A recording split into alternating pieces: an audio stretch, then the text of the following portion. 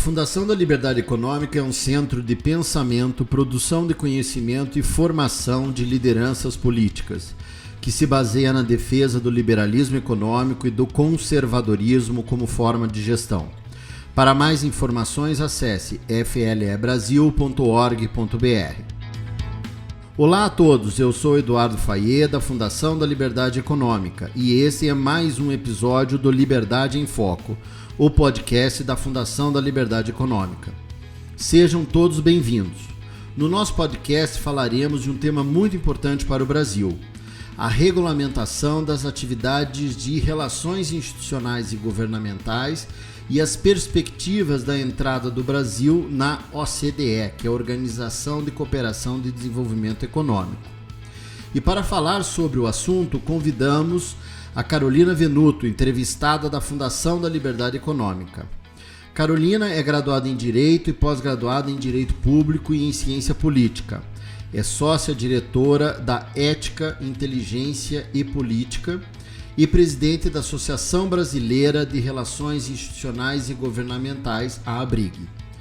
Carolina, é uma satisfação recebê-la aqui no podcast da Fundação da Liberdade Econômica. Seja muito bem-vinda. Muito obrigada, Fayet. É uma satisfação enorme estar aqui conversando com você e com o público também do podcast da Fundação Liberdade Econômica. Legal, Carol. Quais são as atividades relacionadas ou realizadas, melhor dizendo, pelos profissionais de relações institucionais e governamentais? Porque no Brasil a gente sempre tem essa questão, afinal de contas, o que faz esse profissional, como que ele atua no mercado e quais são as suas principais metas e estratégias que precisam ser usadas para realizar o seu trabalho? Legal, Fayet. O profissional de relações institucionais e governamentais nada mais é do que um tradutor da vontade dos diversos setores da economia e da sociedade, junto aos tomadores de decisão na formulação de políticas públicas. Então, esse profissional, ele detém o conhecimento e a expertise para elaborar notas técnicas, papers e informações qualificadas com as quais os tomadores de decisão política vão poder embasar sua decisão e fazer uma política pública mais eficaz para a sociedade. Muito interessante. E como é que ele atua? Assim, você poderia dar um exemplo de uma atividade que ele faz? Uma atividade prática, né? A gente sabe que esse profissional muitas vezes é chamado de lobista, né? Que é uma designação um pouco negativa, né? Estigmatizada no nosso país. Mas era importante você falar para os nossos ouvintes qual é a atividade, um exemplo simples, um exemplo prático do que ele pode fazer.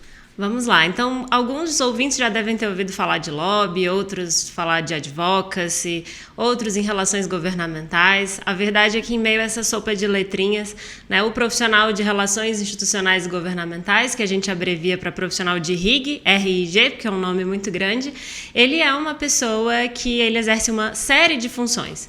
Eu gosto de fazer uma comparação no sentido de que o lobby em si, ou o lobista, é como se fosse o mensageiro, é aquele cara que vai lá fazer os embargos auriculares na antessala de um ministro ou de um parlamentar.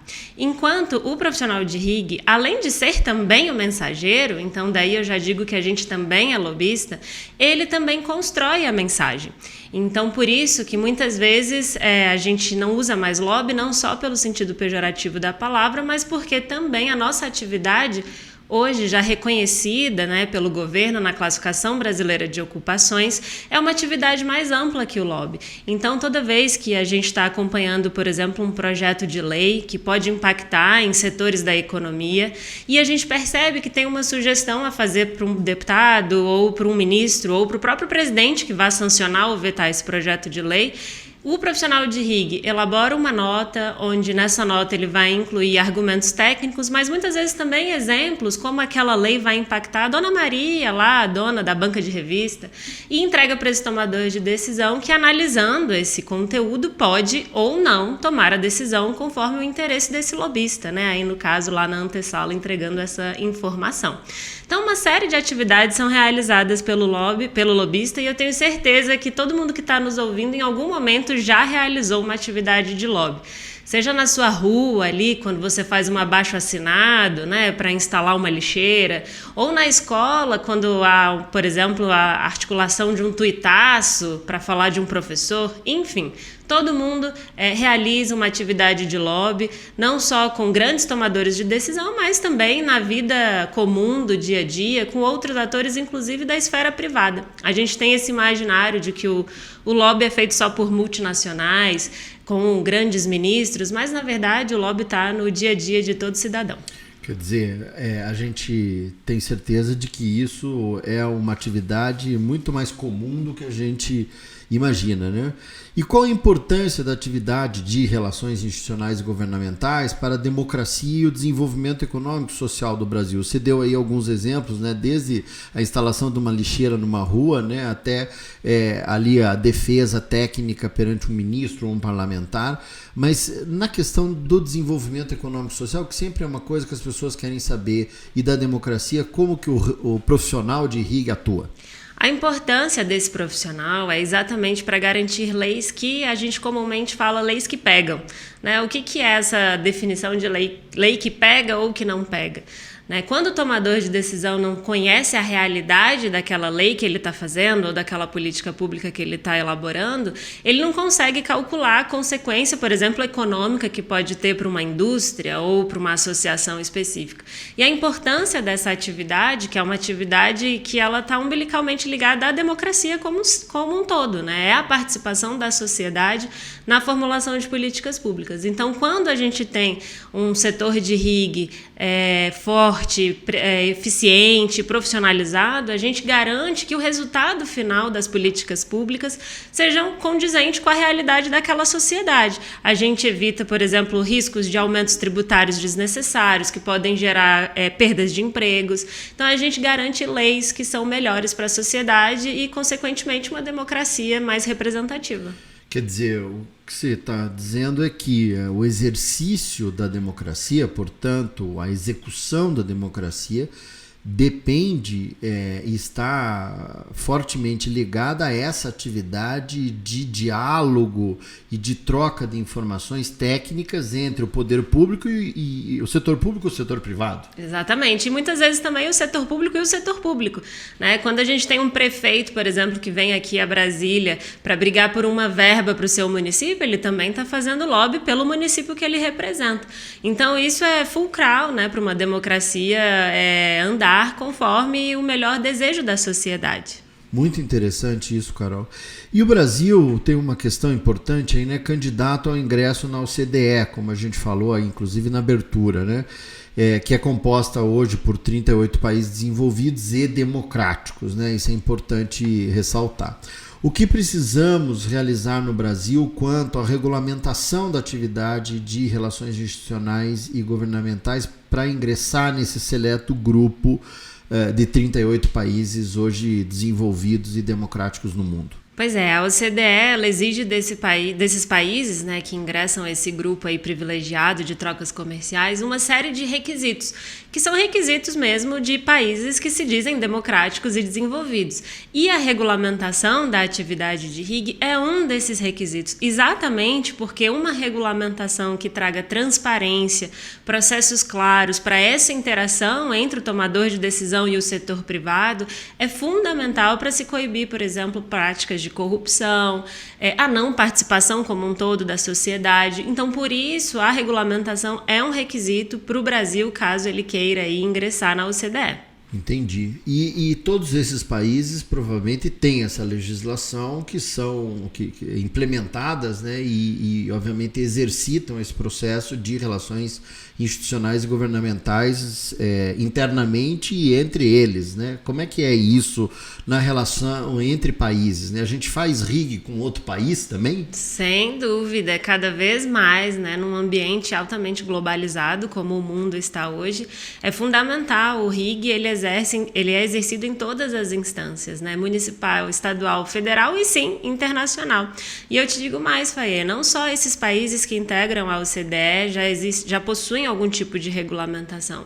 Hoje, mais de 50 países ao redor do mundo já possuem algum tipo de legislação que trata sobre a interação do poder público com o poder privado, exatamente para se coibir corrupção e também para trazer eficiência na gestão pública. Interessante, você está falando de corrupção, aí é um aspecto importante, né? 50 países, quer dizer, são 50 nações que atuam de forma formal, né, de forma estruturada nessa área de relações institucionais e governamentais. E uma questão que com certeza tem interesse dos nossos ouvintes é como é que as relações institucionais e governamentais são realizadas nos municípios, nos estados, né, nessa relação do público-privado, né? Porque muitas vezes as pessoas têm uma sensação, ou pelo menos uma impressão, de que todo o lobby do Brasil ocorre só em Brasília, né? E isso é uma coisa que me parece que não é a realidade, né? O lobby também ocorre nos municípios e nos estados. E aí, como é que ele se realiza? Quais são as principais atividades, né? E também um exemplo que você possa eventualmente dar sobre essas realizações nos estados e municípios. Faê, a nossa Constituição, ela define quais as competências e assuntos de competência de cada esfera da nossa federação. Então, vão ter assuntos que são de competência federal e, por isso, vão ter que ser tratados exclusivamente aqui em Brasília com os órgãos federais. No entanto, tem uma série de assuntos que são de competência tanto dos estados quanto dos municípios. Então, a gente precisa, sim, realizar lobby, né, atividade de RIG, nessas outras esferas, né, assuntos que dizem respeito mais ao dia a dia das cidades, às organizações, trânsito, essas coisas que são mais próximas, né, do cidadão comum. Via de regra, elas são de competência dessas outras esferas. Então, por isso, quando a gente tem um deputado estadual ou mesmo um vereador, ali ele está aplicando a competência constitucional que lhe foi conferida, né, no âmbito da sua atuação. E onde tem um poder público atuando, tem também e necessita ter, né, a sociedade civil organizada, pleiteando aí os seus interesses. Então, em todos os âmbitos da federação ocorre essa prática. Muito interessante. E eu queria, você é presidente da ABRIG, né, da Associação Brasileira de Relações Institucionais e Governamentais. E eu queria que você explicasse um pouquinho o que é a ABRIG, como ela surgiu, né, porque às vezes é uma instituição que está muito conectada aos profissionais ou à atividade e as pessoas, de uma forma geral, eventualmente podem não conhecer. Então eu queria que você explicasse um pouquinho, né, como ela é constituída e qual é a atuação dela, para mostrar de que no Brasil a gente tem entidades, né, que atuam nessa área de forma aberta, transparente, como você me contou aqui há pouco. Então eu queria que você falasse um pouquinho sobre isso. Faê, nada mais justo, né, que os lobistas criassem uma associação para fazer lobby para sua atividade, né? Então a ABRIG foi fundada lá em 2007, né, exatamente por profissionais que já atuam, né, nessa área há bastante tempo. Às vezes a gente tem a impressão de que o lobby é algo recente, que a gente começou a fazer por agora, mas na verdade, como a gente está falando aqui desde o início, o lobby é inerente à nossa realidade como cidadão. Então a gente tem registros de lobby, por exemplo, desde a Constituinte. Então, em que pese seja uma atividade antiga, a gente de fato passou a organizá-la melhor, inclusive no âmbito da ABRIG. A ABRIG é uma iniciativa nesse sentido de organizar melhor o setor, de algo mais recente. Então, lá em 2007, a gente monta a associação. Ali a gente começa com poucos associados e a gente vem crescendo bastante dos últimos anos para cá. Sem dúvida, desde 2005 a gente passa a ter uma estrutura mais profissionalizada, uma estrutura mais organizada. A gente cresce também em números de associados. Hoje nós somos mais de 400 associados, pessoas físicas e também pessoas jurídicas. Pessoas jurídicas são mais de 30. Então a gente percebe que a partir do momento em que essa atividade vai sendo desmistificada, a nossa associação vai crescendo e, consequentemente, vai entregando mais ações também, não só para os nossos associados, mas para a sociedade de uma forma geral. Na associação, a gente trabalha com um tripé que seria o da regulamentação e do reconhecimento dessa atividade, a questão do networking, que, claro, é muito importante, ainda faz parte do nosso dia a dia. Um bom lobista precisa ter um bom networking, mas, principalmente, também a capacitação desse profissional. A ABRIG entendeu que não adiantava crescer só em quantidade, a gente precisava também garantir a qualidade desse setor. Então, hoje, um pé muito importante da associação são os cursos, né, que a gente formula. Praticamente todo mês tem curso novo na área. Inclusive, se você aí ouvinte não conhece as nossas redes, entre agora lá no nosso site, nosso Instagram, rede social, para você ter acesso a uma série de cursos que a gente vem oferecendo não só para os associados, mas para todo mundo que tem interesse nesse setor. Então, a Brig vem trabalhando nesse tripé e crescendo junto também com a desmistificação, né, dessa atividade. A gente atua também em comitês temáticos, onde a gente consegue exercer aí uma discussão a fundo, né, sobre os setores que exercem lobby. Na pandemia, por exemplo, a gente fez um trabalho muito bacana com o Comitê de Saúde, né? A gente produziu um manual de RIG no setor de saúde que serviu de base aí até para tomadores de decisão, para grandes farmacêuticas, para profissionais que precisaram, né, desse insumo para atuar ali num momento de urgência. Então, a Brig é isso, é um canal aberto aí para a gente reforçar o networking, para a gente se capacitar e também para a gente buscar aí um melhor reconhecimento da nossa atuação. Muito interessante isso para os nossos ouvintes, isso é fundamental conhecer esse novo mercado. Espero que todos tenham gostado desse episódio com o tema Regulamentação das atividades de relações institucionais e governamentais e as perspectivas da entrada do Brasil na OCDE. Muito obrigado, Carolina Venuto. O prazer foi meu, Faê. Um abraço aí a todos os ouvintes e a todos da Fundação Liberdade Econômica. E para você que acabou de nos ouvir, muito obrigado pela sua audiência. Para mais informações, acesse o site flebrasil.org.br e siga as nossas redes sociais no Facebook e Instagram, @FLEconômica, e no Twitter, @FLEbrasil. Nosso podcast está disponível na sua plataforma de áudio preferida. Você também pode seguir nosso podcast no Spotify, Amazon, assinar no Apple Podcasts e se inscrever no Google Podcasts ou no Castbox e favoritar no Deezer. Desse modo, você receberá uma notificação sempre que um novo episódio for ao ar. Eu sou Eduardo Fayet e esse foi mais um Liberdade em Foco. Um grande abraço e até a nossa próxima conversa.